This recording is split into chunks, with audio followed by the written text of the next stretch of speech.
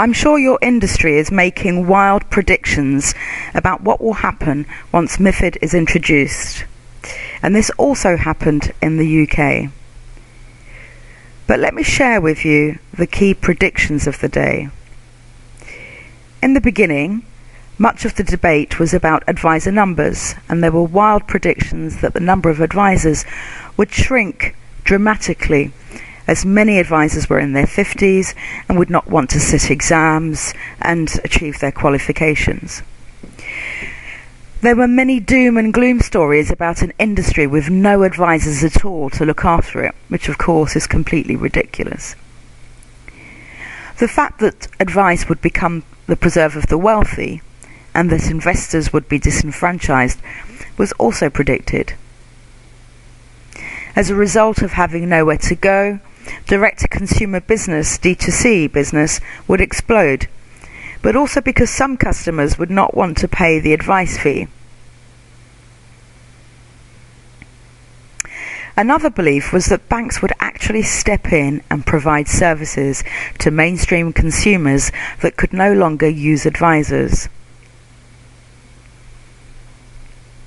The question of fees was also a hot topic. People believed fees would fall sharply for fund managers and platforms.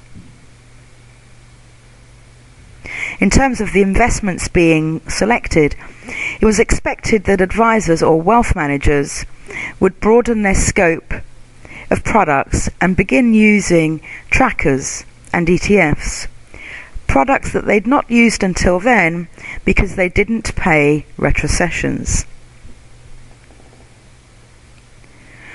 With so much going on and with so much to do, advisors were also expected to turn to investment solutions for clients, ranging from funds of funds to model portfolios run by research houses or discretionary managers.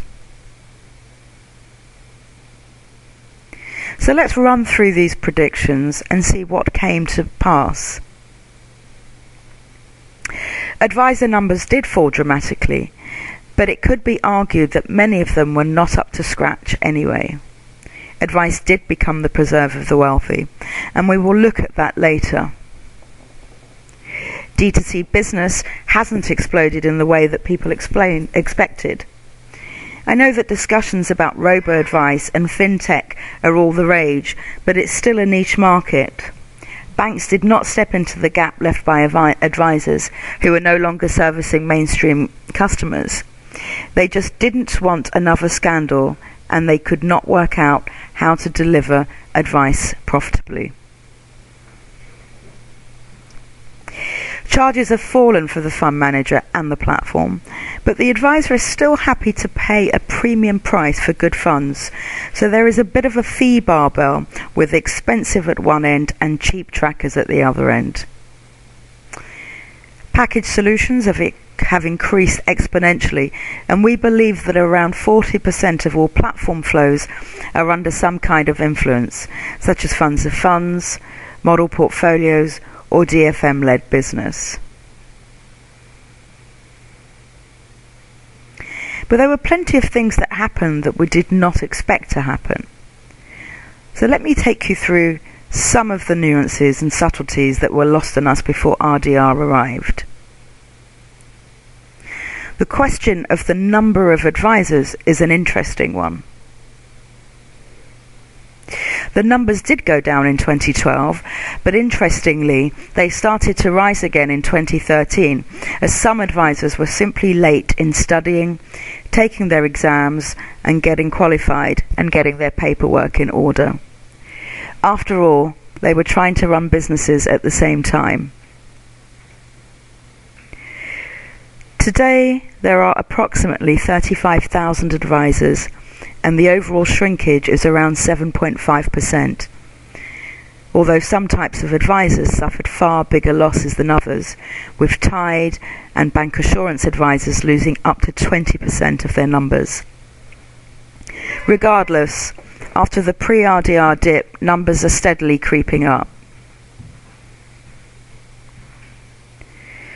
In order to move from a commission-based model a commission-based business model to a fee-based model, advisors were forced to sit down and actually look at which clients drove revenues and which ones didn't. If everyone pays a percentage of their assets, then it follows that wealthier clients are subsidizing the smaller clients, which is not very fair for the wealthier clients. So advisors embarked on a painful period of business analysis and worked out how many clients they had in each segment, which clients were profitable and which ones were actually too expensive to service on an ongoing basis. They also needed to work out how much they were going to charge and whether those fees would be affordable to the client base or not.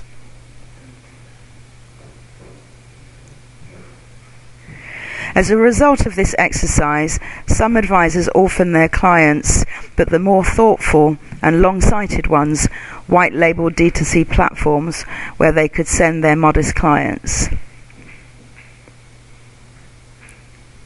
The hardest bit for advisors was to define their proposition and articulate how they were adding value.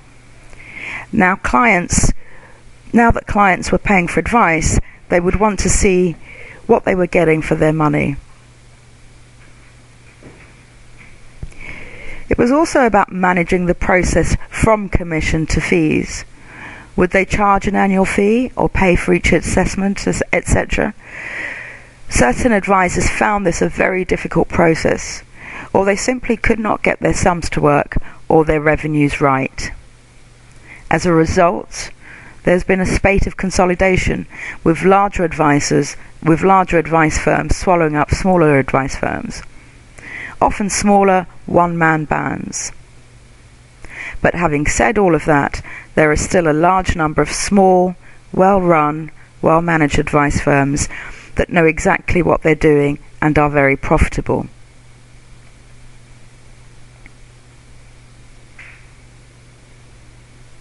For some advisors, it was also about deciding where their proposition lay.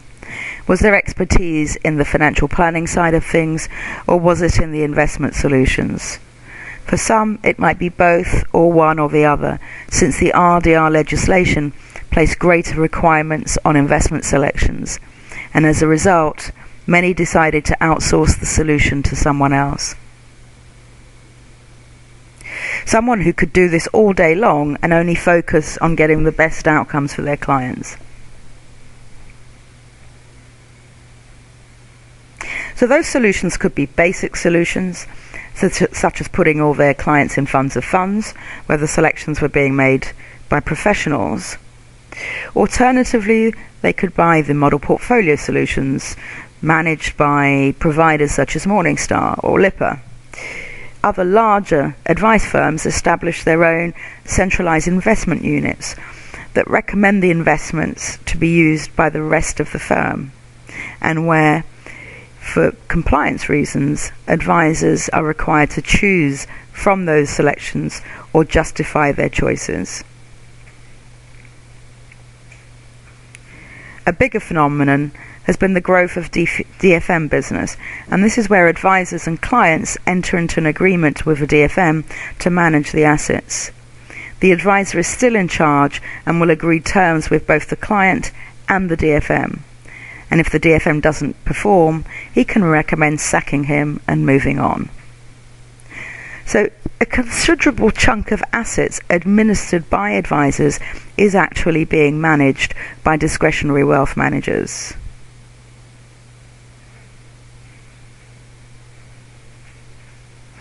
I want to talk to you about the advice gap. When it was realised that advisors and banks were not going to service the mass market, and there was indeed a gap in services, robo-style solutions started sprouting. Even the banks are discussing the launch of their own advice solutions. And with the buzz around this subject, those that do pure investment could be under threat. But I want to be clear about something. Robo-advice is not actually advice, it's about investment solutions. So the growth of such solutions are more of a threat to fund managers than anything else.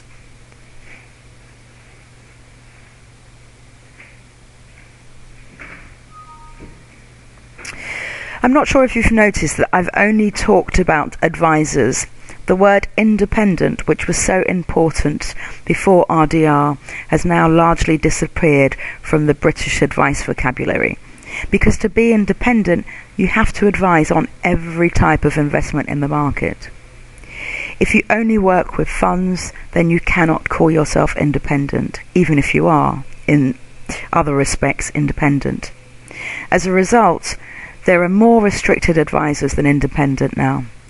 But restricted has all sorts of connotations, and so many call themselves expert financial advisors or chartered financial planners. They do, however, have to mention the fact that they are restricted in the small print they give to clients.